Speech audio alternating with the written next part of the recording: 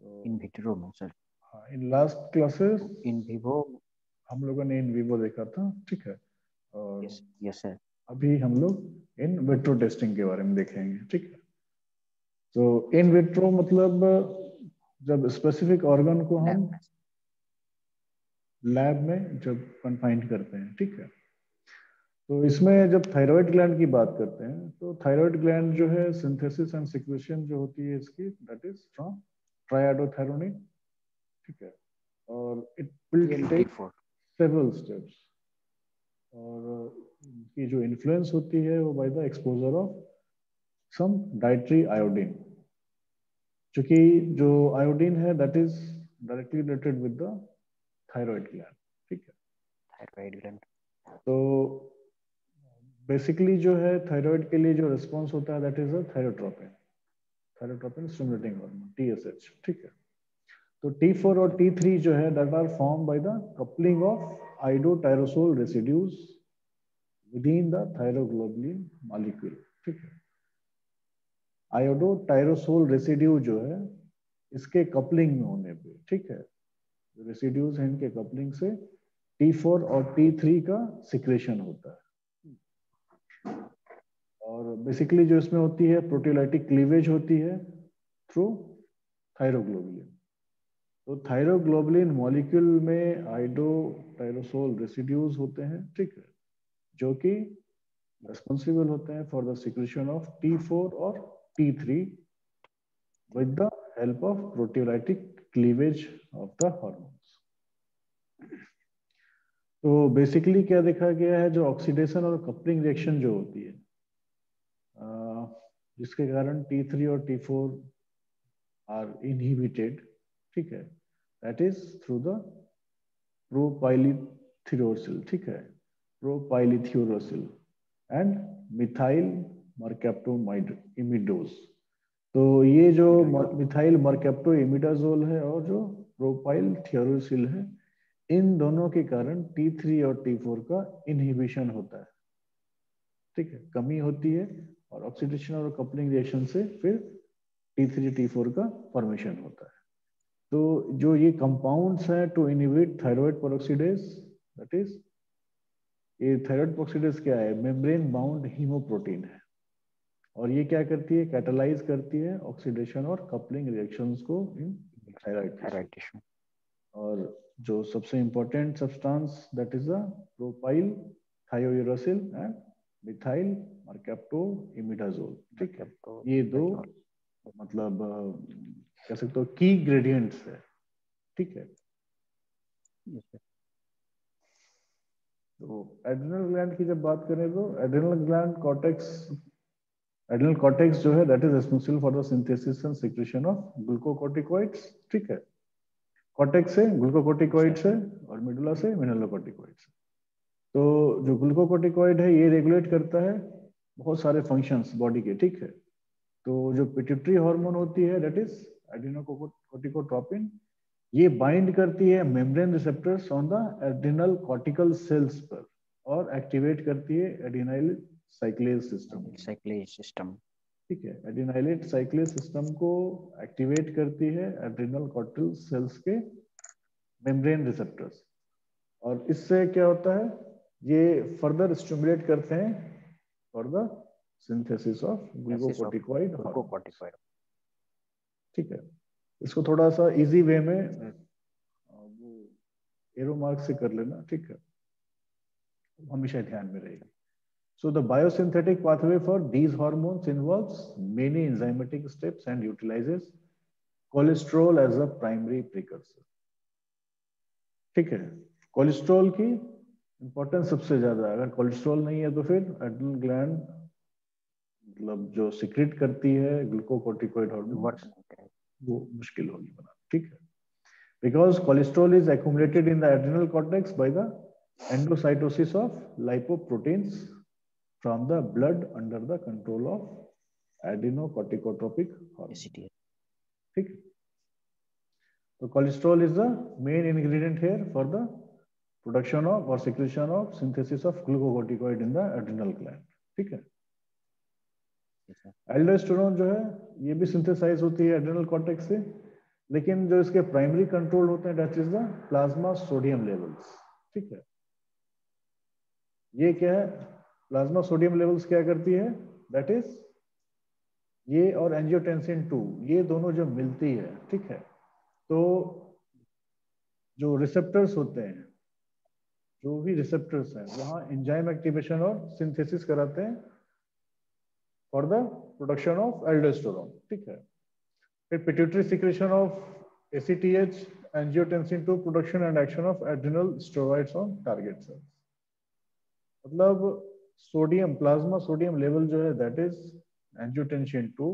ठीक है, ये दोनों मिलकर रिसेप्टर पे एक्ट करते हैं, ठीक है, for the control of the functions for the synthesis and secretion of ACTH. ठीक है, अब ये मिला के क्या बनाते हैं, complex array of possible points at which toxins, ठीक है, interfere with proper adrenal function. मतलब किडनी से रिगार्डिंग जो भी है उसमें सबसे इंपॉर्टेंट है दैट इज द एल्डोस्टेरोन। ठीक, तो एड्रिनल ग्लैंड जो है that synthesize cholesterol from acetate. State मतलब एड्रिनल ग्लैंड भी सिंथेसाइज करती है कोलेस्ट्रॉल से, लेकिन ये जो आती है ये एसीटेट से आती है। सो एसीटेट कहाँ से आती है,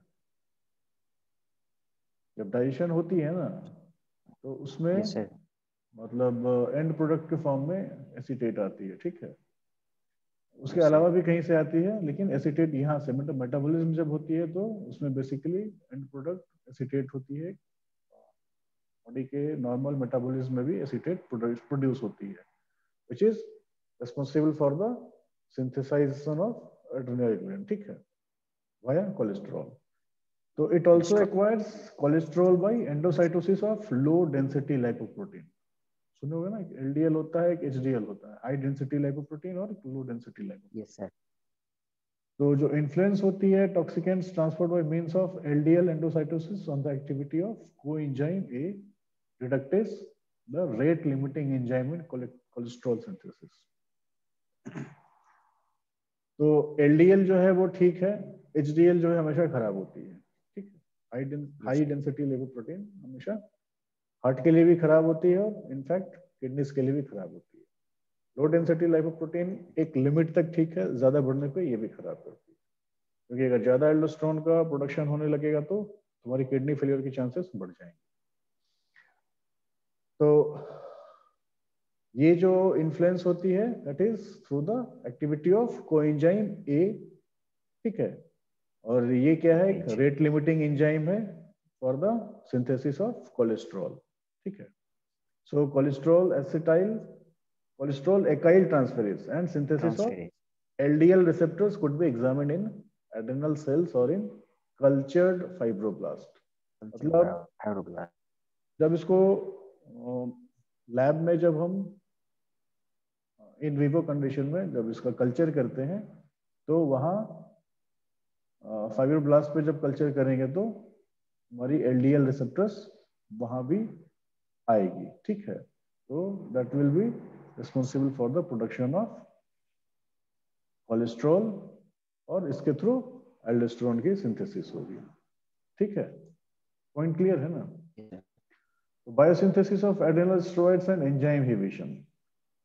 तो इसमें क्या है, बायोसिंथेसिस जो होती है एड्रेनल स्टेरॉइड्स की that involves a complex pattern consisting of many enzymatic steps. तो ओवरऑल जो इफेक्ट होती है टॉक्सिकेंट की would be examined by adding 14C cholesterol.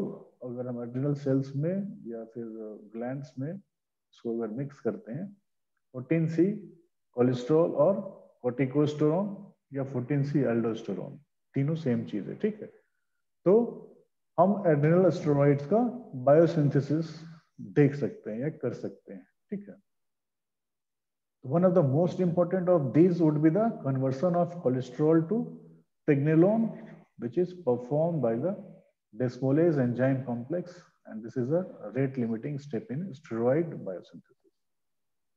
इसलिए देखते हो कि बहुत सारे जो जिम वर्कर्स हैं वो आर्टिफिशियल स्टेरॉइड्स लेते हैं फॉर द बॉडी बिल्डिंग। ठीक है, for the body building of muscles बनाने के लिए। तो कहीं ना Yes, sir. कहीं ये है Sir, तो गलत ही है ना, क्योंकि आप कॉर्टिकोस्टेरॉन्स को ले रहे हो, मैंने कोलेस्ट्रॉल को आप बॉडी में कहीं ना कहीं एक्वायर कर रहे हो। तो अभी जैसे बताया ना, yes, sir. HDL या LDL, HDL तो वैसे ही खराब होती है, एक Yes, sir. मतलब ठीक है, एक Limit थ्रेशोल्ड तक. लेवल है उसकी भी, LDL की भी एक थ्रेशोल्ड लिमिट है। तो LDL is the beneficial for the production of aldosterone या फिर कॉर्टिकोस्टेरॉइड्स Yes, कह sir. सकते हैं, लेकिन अप टू एक लिमिट। तो जब उस लिमिट से ज्यादा होती है तो वो फिर बॉडी को नुकसान करती है, ठीक है। तो इस चीज पर ध्यान देना Actually, sir, बहुत जरूरी। हाँ कोलेस्ट्रॉल, कॉर्टिकोस्टेरॉन और एल्डोस्टेरॉन सर तीनों सेम है सर? नहीं नहीं, सेम नहीं ये है, सर नहीं, किसी तीनों को हम यूज कर सकते हैं कल्चर के लिए। अच्छा सर. कॉर्टिकोस्टेरॉन तो बिल्कुल अलग है, एल्डोस्टेरॉन है तो सारा कोलेस्ट्रॉल से ही बना हुआ है, लेकिन फिर भी हाँ हाँ. केमिकल स्ट्रक्चर इनकी चेंज है और इनका नेचर भी चेंज हो जाता है, बिल्कुल एक नहीं है, अलग है, तीनों अलग है। पोटेंसी कोलेस्ट्रॉल भी अलग है, यस सर. पोटेंसी कॉर्टिकोस्टेरॉन भी अलग है, पोटेंसी एल्डोस्टेरॉन भी अलग है, लेकिन तीनों में से किसी यस को भी हम ऐड करके मतलब टॉक्सिकेंट्स में ऐड करके उसका ग्लैंड में हम उसको कल्चर कर हिट. सकते हैं, ठीक है। Yes sir. Yes sir. ठीक है, तो ये जब यस ऐड सर. करते हैं तो क्या होगा, जो कोलेस्ट्रॉल है ये प्रेग्निलोन में चेंज हो जाएगा, और दैट विल मतलब एक जो कॉम्प्लेक्स बनेगा, that is a rate limiting step in steroid biosynthesis. ये नहीं कि बन जाएगी, लेकिन स्टेरॉइड बायोसिंथेसिस में वो मतलब उसका इनिशियल पार्ट वो हो जाएगा, ठीक है। फिर वहां से फर्दर हम उसको यस सर. मतलब एक्सपेरिमेंट करके फिर एड्रेनल स्टेरॉइड्स बना सकते हैं, ठीक है। Yes sir.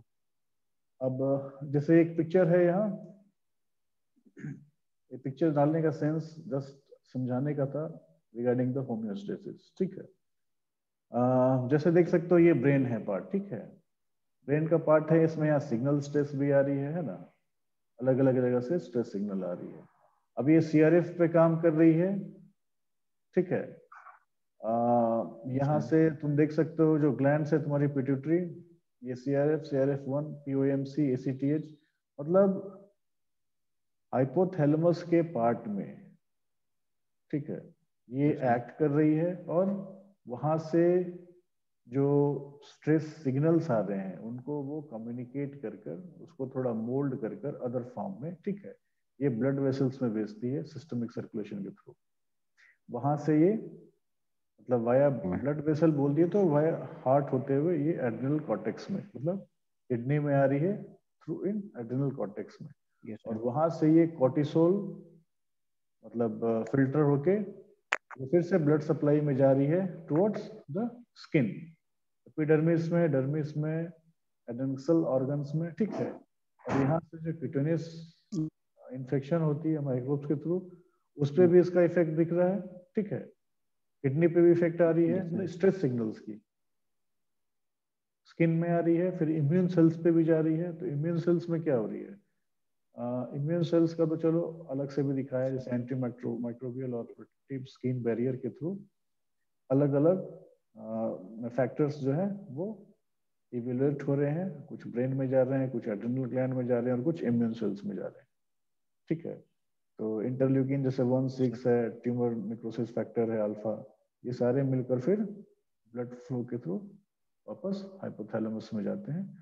तो मतलब ये एक चेन रिएक्शन है, कहने का मतलब है। अब इससे इसको दूसरे फॉर्म में देख सकते हो, सेम चीज है, इन्वायरमेंटल फैक्टर से तो कुछ भी सिग्नल जैसे आया, ठीक है, वो एपिडर्मिस या डर्मिस के थ्रू होते हुए ब्लड वेसल से ब्रेन में गया, पिट्यूटरी हार्मोन्स में गई, एंडोक्राइन सिस्टम्स में गई, और अदर ऑर्गन्स में गई, और फिर वहां से देख सकते हो कि फिर वहां से फिल्टर होके वापस हाइपोथैलेमस में जाके वहां से केस हो जाती है।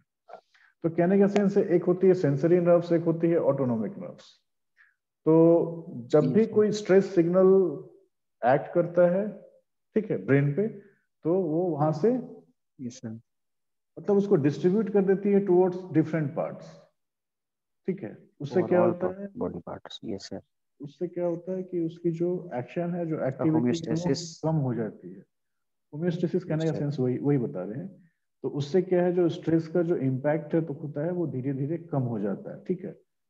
कुछ इम्यून सेल से टूट जाते हैं, कुछ हार्मोन्स में आते हैं तो उनसे एक्शन होकर उसको थोड़ा चेंज करते हैं, ठीक है, तो उसकी एक्टिविटी को रोकते हैं। कुछ एड्रिनल कॉर्टेक्स में आते हैं, वहां से फिल्टर होके एज ए कोर्टिसोल कुछ यूरिन के थ्रू बाहर निकाल दिया, कुछ डर्मिस के थ्रू बाहर निकाल दिया, और वहां से इवेपोरेशन होके कुछ बाहर चले गए, ठीक है, स्वेट ग्लैंड के थ्रू बाहर चले गए। तो मतलब इनहिबिशन एक्शन होता है, ठीक है, इनहिबिशन होती है वहां, जो भी स्ट्रेस है उसका प्रोटेक्शन होता है, और उसके एक्शन को मेंटेन करते हैं। मतलब जो बहुत ज्यादा स्ट्रेस आ रहा था उसको वो लो करती है, दैट इज द होम्योस्टेसिस। मतलब एनिमल अपने बॉडी को अपने एनवायरमेंटल कंडीशन के हिसाब से मेंटेन करते हैं या मैनेज करते हैं, ठीक है। तो इसमें एंडोक्राइन सिस्टम, एपिडर्मल सिस्टम, तुम्हारी sensory nerves, autonomic nerves, even तुम्हारी इम्यून सेल्स, ठीक है, ये तुम्हारी जो डर्मिस हो गई, ये सारी काम करती है, ठीक है, तब जाकर होम्योस्टेसिस मेंटेन होती है, ठीक है। So this is the basic regarding the